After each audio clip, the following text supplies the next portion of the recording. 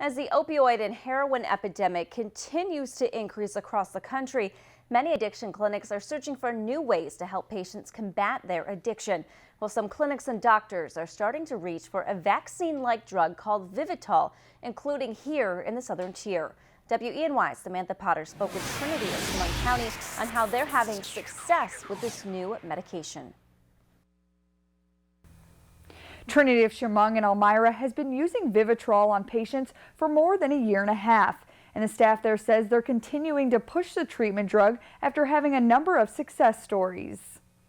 Every 28 days, a number of patients sit in this waiting room, waiting to get an injection that will help keep them clean.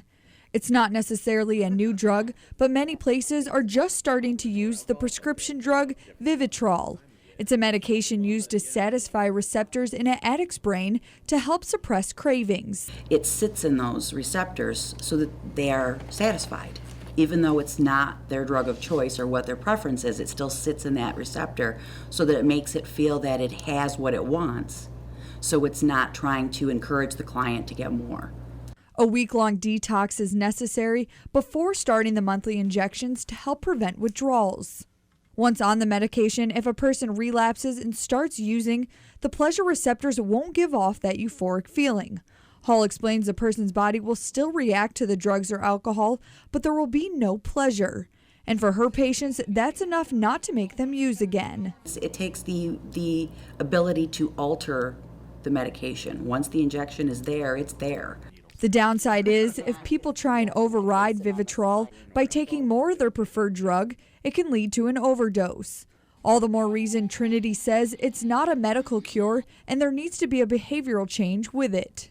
Because it's not a magic potion, it's not going to fix everything overnight. It just allows them to focus and be more active in their recovery counseling sessions.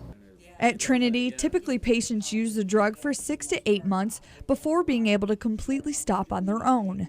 The director of programming, Kyle Sexton, says with the success they've seen from Vivitrol, they're working on getting the medication into prisons and jails, something he says is already being done in Geneseo. There's a lot of great results that are coming out of the jail programs using Vivitrol.